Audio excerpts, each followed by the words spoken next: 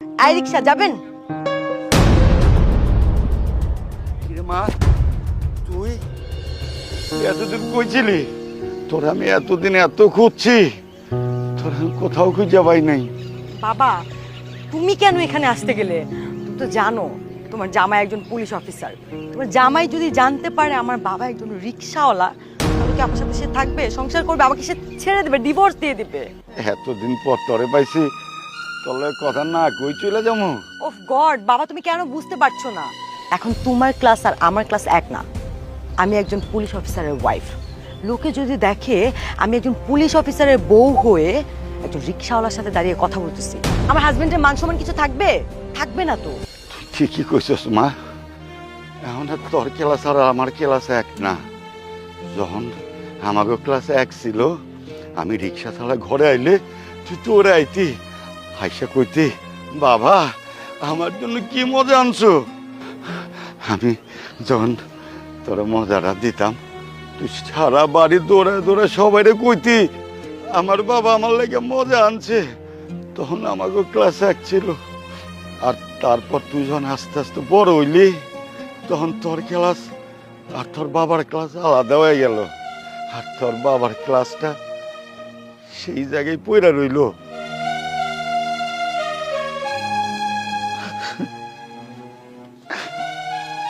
বাবা তুমি কি আমার রাস্তাটা আটকেছো যে আগে যে কথাগুলো বললে সে কথাগুলো শোনানোর জন্য?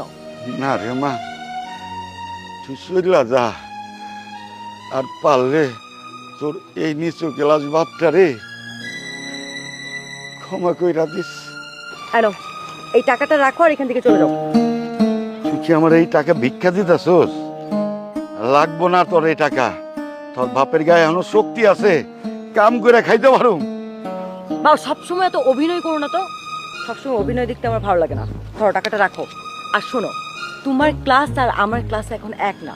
প্লিজ আর কখনো তুমি আমার এই বাসার আশেপাশে এসো না। ডিসগাস্টিং।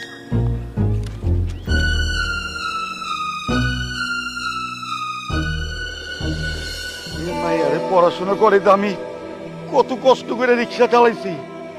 রিক্সা চালাইতে চালাইতে পা ব্যথা হয়ে গেছে। আর আমার এখন আমি ক্লাস বুঝি না।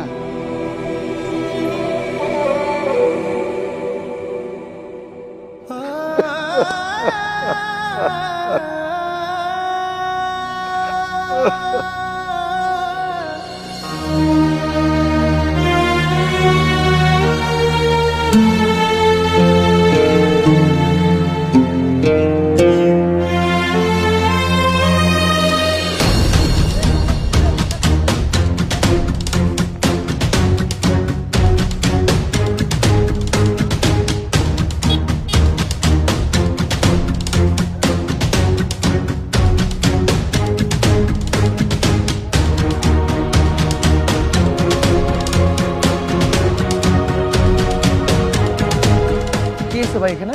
আরে ভাই দেখেন না কোথাকার কোন রিক্সাওয়ালা ঘুষ করে পড়ে রয়েছে, নেশা টেশা করছে না, অসুস্থ। দেখেন তো একটা মানুষ অসুস্থ এখানে পড়ে আছেন, আপনারা সব দাঁড়িয়ে দাঁড়িয়ে দেখছেন। আপনাদের ভিতরে কি মানবতা নেই? চাচা আপনার কোথায় ব্যথা করছে? আচ্ছা আমি দেখছি। আপনারা কেউ পানির ব্যবস্থা করুন, যান। ঠিক আছে, আমি পানি আনতেছি।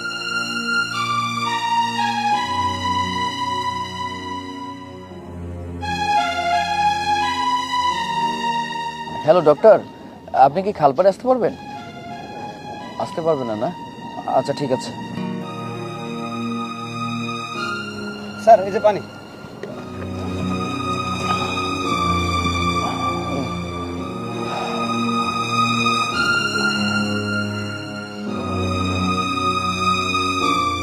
এই ভিডিও অফ করেন, যান এখান থেকে। আপনারা দাঁড়িয়ে আছেন কেন? মজা দেখার জন্য? যান। চাচা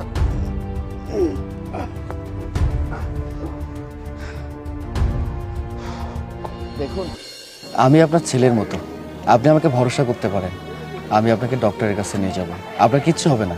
থাক স্যার, আপনি অনেক কষ্ট করছেন, আর কষ্ট করেন না। আমি এমনিই ভালো হয়ে যাব। না না না না, আপনি যে পরিমাণে অসুস্থ এমনিতে সুস্থ হবেন না, আপনাকে ডক্টরের কাছে নিয়ে যেতে হবে। ডাক্তার যাইতে অনেক টাকা লাগবো, আমার কাছে অত টাকা নাই। আপনি আমাকে আপনার ছেলের মতো ভাবতে পারেন, টাকা পয়সার কথা আপনাকে ভাবতে হবে না। আপনি চুপচাপ রিক্সায় বসুন, আমি আপনাকে নিয়ে যাচ্ছি। আসুন।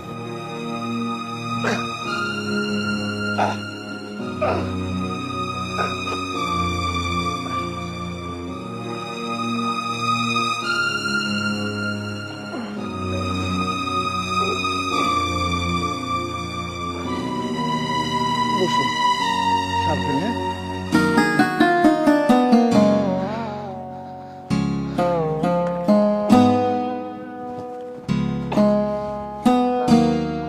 আপনি সত্যি অনেক মহৎ মানুষ। আপনার মতন মানুষ, আপনার মতন সন্তান ঘরে ঘরে থাকা উচিত। আর আপনার মতন পুলিশ ইন্সপেক্টর প্রত্যেকটা থানায় থাকা উচিত। আপনার মতন এমন পুলিশ ইন্সপেক্টর থাকলে আমরা মানবিকতা শিখতাম। স্যার, আমার না পুলিশের প্রতি একটা ঘৃণা ছিল। পুলিশকে আমি পছন্দ করতাম না। আর এই ভুল ধারণাটা আপনাকে দেখার পরে ভেঙে গেল স্যার। স্যার, আপনাকে স্যালুট জানাই স্যার। শুনুন, এখন এসব কথা শোনার কোনো সময় নেই। আমি পুলিশের চাকরি করি, এটা সত্য, কিন্তু দিন শেষে তো আমিও মানুষ। একজন মানুষ হিসেবে একজন মানুষের বিপদ আপদ সবগুলো বিষয় আমার দেখা উচিত, বোঝা উচিত। একটা মানুষের সমস্যা হতেই পারে, তাকে সাপোর্ট দেওয়া, তার পাশে থাকা আমার দায়িত্ব। সেই কাজটা আমি করছি। আমি আপনাদের মতো চিন্তার মানুষ না যে মানুষের বিপদ দেখে মজা নিতে হয়। ভালো থাকবেন।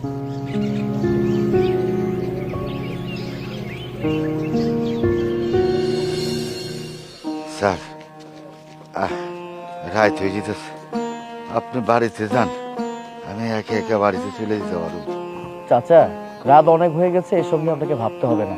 আগে ডাক্তারের কাছে চলুন, ডাক্তার কি বলে তারপর আমি দেখব। ঠিক আছে? কথা বলতে হবে না, আপনি চুপ করে থাকেন।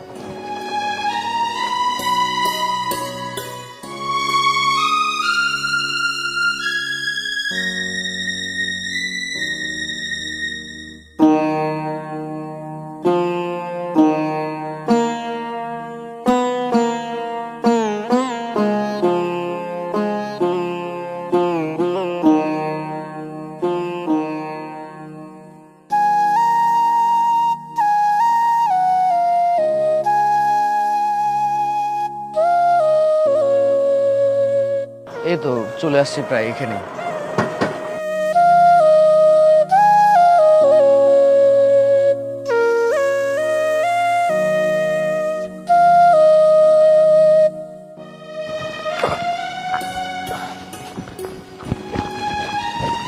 আসুন।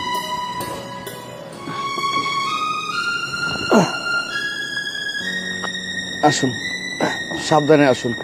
ডক্টরের কাছে চলে আসছি।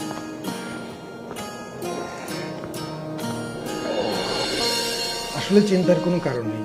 উনি এখন মোটামুটি সুস্থ আছে, তবে ওনার পর্যাপ্ত পরিমাণ বেড রেস্ট দরকার। কিছুদিন বাসায় রেস্ট নিলে আর ওষুধগুলো ঠিকমতো খেলে উনি সুস্থ হয়ে যাবে।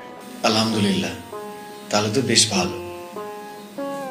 বাজান, আমরা রাস্তাঘাটে রিক্সা চালাই, কারণেও করে যে পুলিশ অফিসাররা আমাকে আঘাত করে। এর জন্য পুলিশের প্রতি আমার একটা ঘৃণা ছিল, কিন্তু তোমার মতো ন্যায়পরায়ণ নিষ্ঠাবান পুলিশ অফিসার আমাদের দেশে আছে বলেই আমরা একটু শান্তিতে বাস করতে পারি। বাবা, এখন এত কথা বলতে হবে না। কথা বললে আপনি আরো বেশি অসুস্থ হয়ে পড়ে যাবেন। আপনি এখন আমার সাথে বাসায় যাবেন, খাবেন, থাকবেন। যেদিন সুস্থ হবেন সেদিন আপনি আপনার বাসাতে যাবেন। না না বাবা, তা হয় না। আমি এখন রিক্সা চালায় বাসায় চলে যেতে পারবো। আরে না, আমি আপনার ছেলের মতো একটা কথা বলেছি, আমি বিশ্বাস করে আপনি সেই কথাটা রাখবেন। চলুন ডক্টর সাহেব, আজকে তাহলে আসি। ভালো থাকবেন। ভালো থাকবেন। আর বাবা, ওষুধগুলো ঠিকমতো খাবেন।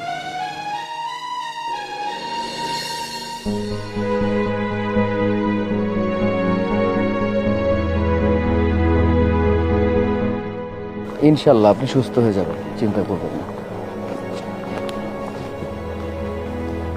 সাবধান।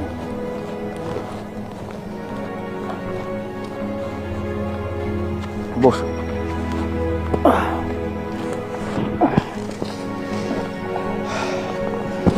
আমার বাসা এদিকে। হ্যাঁ,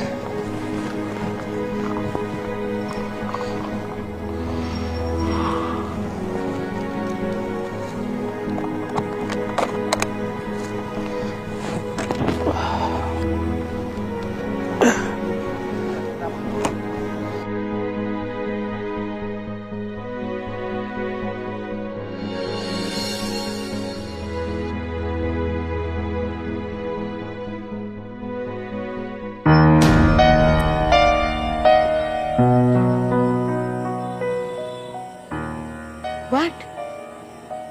আমি কি দেখছি? হ্যাঁ, আমার হাজবেন্ড রিক্সা চালাচ্ছে।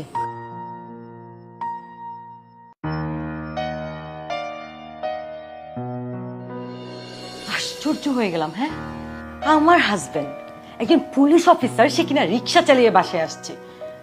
Shit.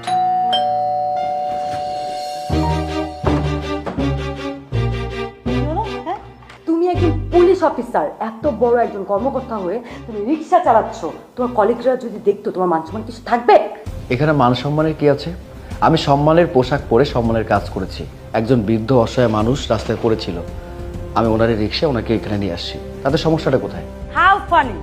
কি বলতে চাচ্ছ তুমি মাসুদ? মানে ওই বৃদ্ধ রিক্সাওয়ালাকে তুমি এখন বাসায় নিয়ে এসেছো? হ্যাঁ, নিয়ে আসছি। আমি এখনই আসেন। মাসুদ,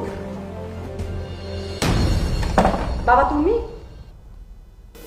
হ্যাঁ, কি ম্যাডাম, আমি তো আপনাকে চিনতে পারলাম না। বিশ্বাস করেন ম্যাডাম, আমি ওনার কাছে কিছু কই নাই।